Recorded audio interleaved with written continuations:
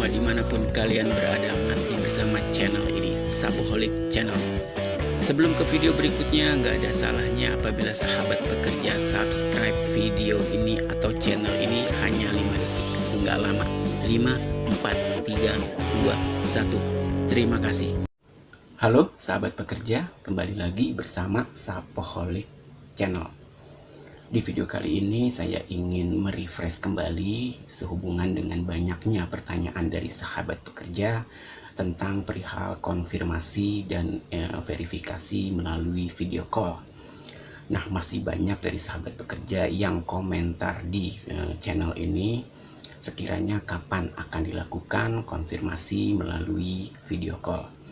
Oke, sebelum saya jawab ataupun sebelum saya bahas, untuk sahabat pekerja yang telah berhasil proses transfer ke rekening untuk klaim JHT-nya, saya ucapkan selamat.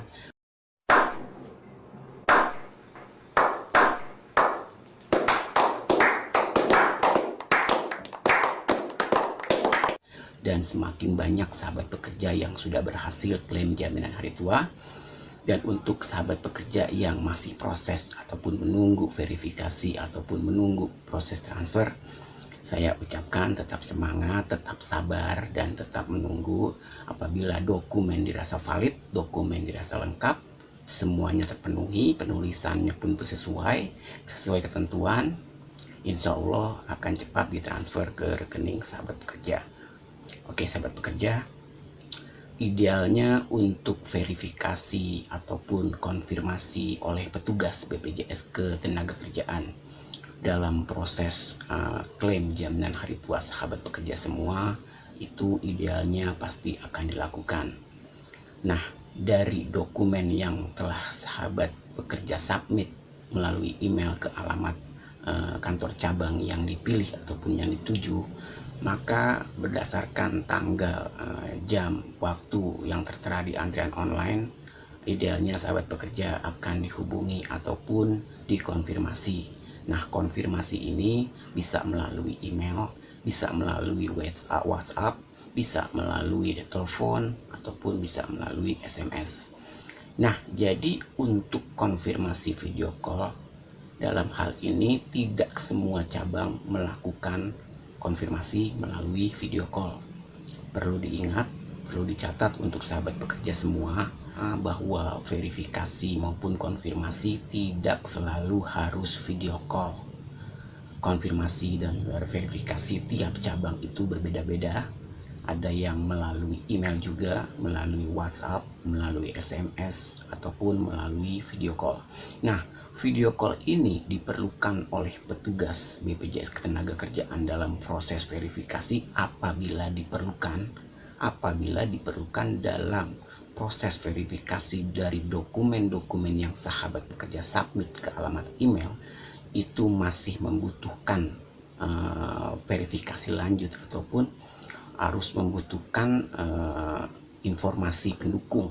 Apakah benar peserta ini adalah peserta itu sendiri? Apakah benar data yang disubmit ke petugas ini adalah data peserta itu sendiri? Nah, makanya itu petugas perlu melakukan konfirmasi video call. Video call itu ada yang suruh menunjukkan berkas ataupun dokumen aslinya. Ada juga yang membutuhkan informasi apakah foto yang dilampirkan dalam submit dokumen tersebut sesuai dengan yang menerima video call tersebut. Nah, jadi video call ini dirasa perlu oleh petugas BPJS Ketenagakerjaan untuk pendukung dari dokumen yang sudah masuk ke petugas BPJS Ketenagakerjaan.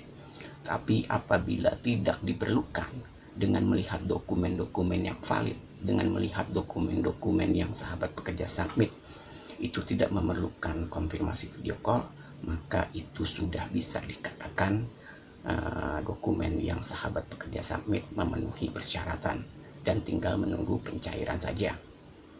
Oke, sampai sini sudah cukup jelas ya sahabat pekerja. Jadi video call itu tidak wajib dan tidak semua cabang melakukan hal yang sama.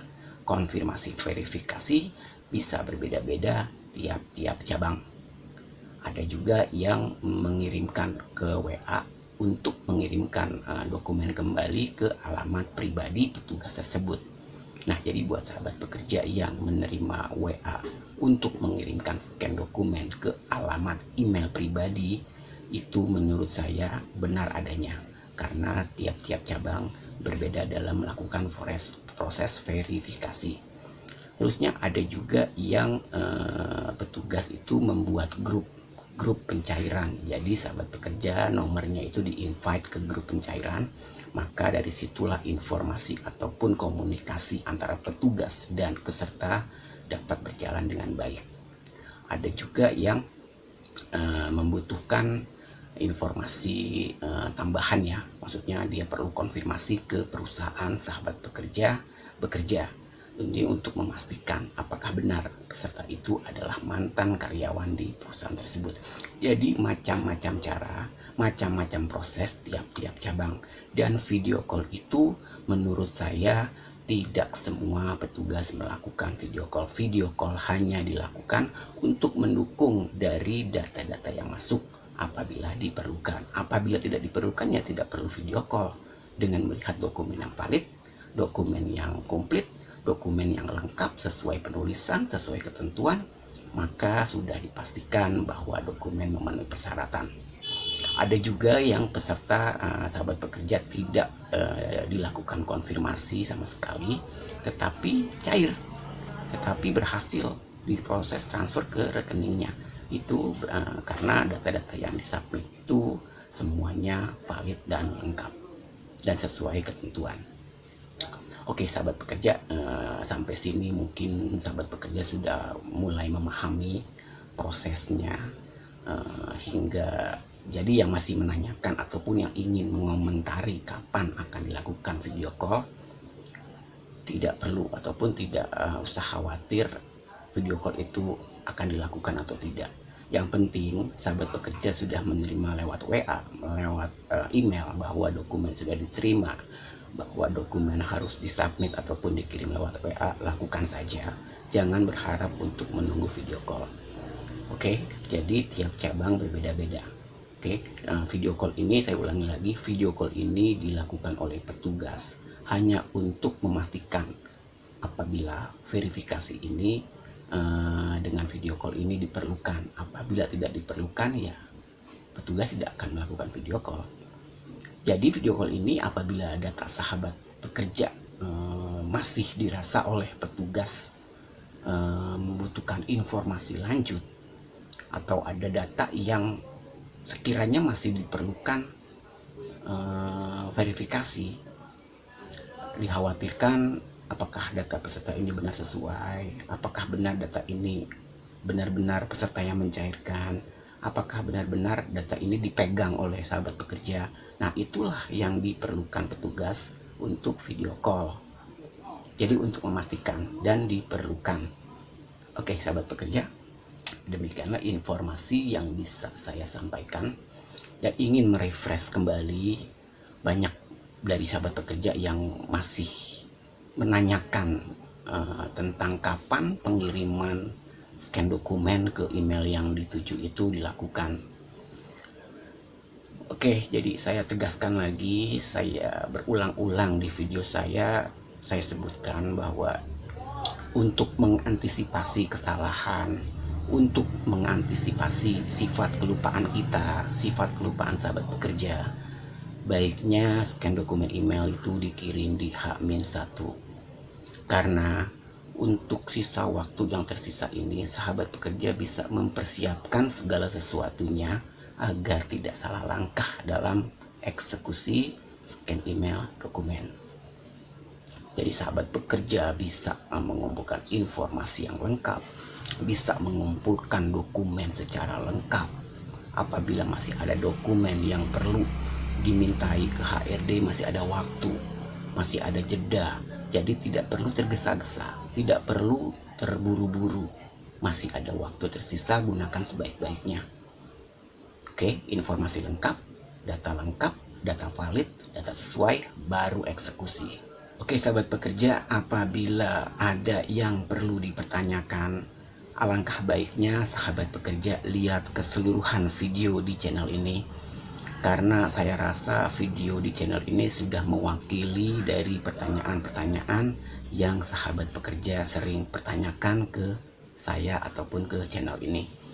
Jadi lihat seluruh video di channel ini. Apabila sesuai dengan pertanyaan Anda, sahabat pekerja bisa lihat, klik video ini dan tonton hingga benar-benar paham. Apabila sahabat pekerja membutuhkan informasi yang tidak ada di video dalam channel ini, bisa langsung komentar di bawah video ini. Saya insya Allah akan menjawab dan insya Allah akan membantu. Oke sahabat pekerja, sampai berjumpa di video berikutnya. Salam sukses dan terima kasih.